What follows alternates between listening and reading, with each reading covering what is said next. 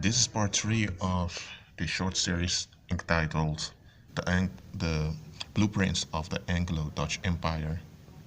If you haven't watched the first two parts, I recommend you to watch them first before continuing. Thank you very much, but I'll continue. The Anglo-Dutch Empire, they continue to cooperate together even after the House of Hanover took over Britain. Because behind the scenes was the Orange Nassau's and the Hanovers that run both the maritime empire of Britain and of the Dutch. Well, so understand that, and in the 17th, 18th century, the emphasis was not that much upon exporting colonists. Okay, let me show this map over here. You had colonists from both the Dutch Republic and from Great Britain moving to the colonies. You already had, even before the Anglo-Dutch Empire, you already had colonists and immigrants fleeing to North America. They established towns over there. They've made treaties with the Indian kings. Also the Native American kings, don't confuse that with the Indians from India.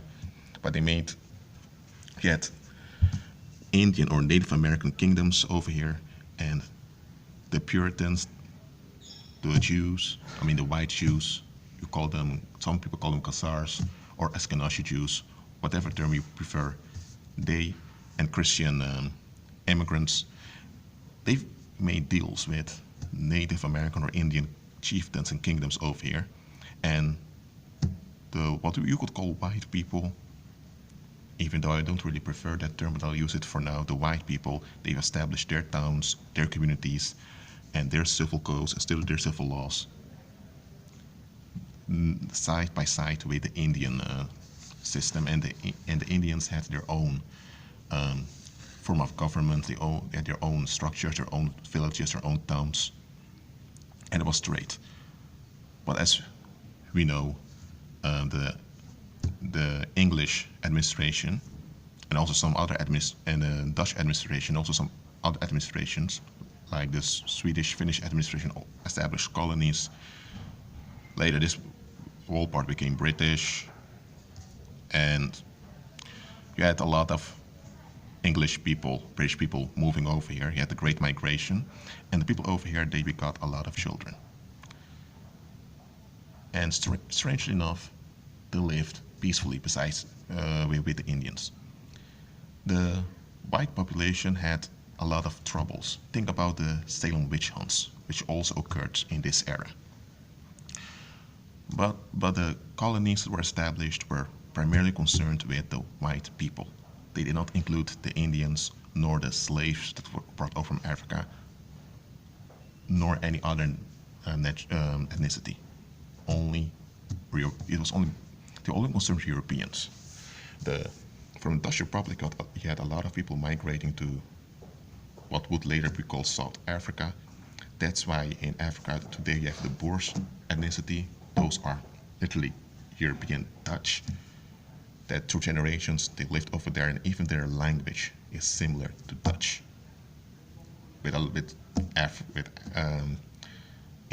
loan words from the African tribes.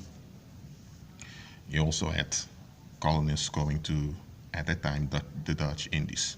Not that much. And also Taiwan, for about 34 years, was also Dutch territory. They were moaning and weeping. No, let me say that. They were weeping. And, how do I say it? They were mourning, weeping, they were going nuts after the Chinese took over Taiwan. For real. Okay. First of all, I'm not a native English speaker, so sometimes I have to correct myself. Sometimes I have to adjust the words I'm using. Well, anyway, I hope you understand what I'm saying, or else you can leave a comment for me in the comment section, or better, do your own research. But that's what I wanted to explain about the Anglo-Dutch Empire. Colonization mostly happened in North America and in South Africa. For the rest, it was all the colonies they have, both the British and the Dutch, they were exploitation colonies. Settlements where they were taking out wealth from those regions, bringing them to Britain and to the Netherlands. Well, this is part 3, and I'll see you for part 4.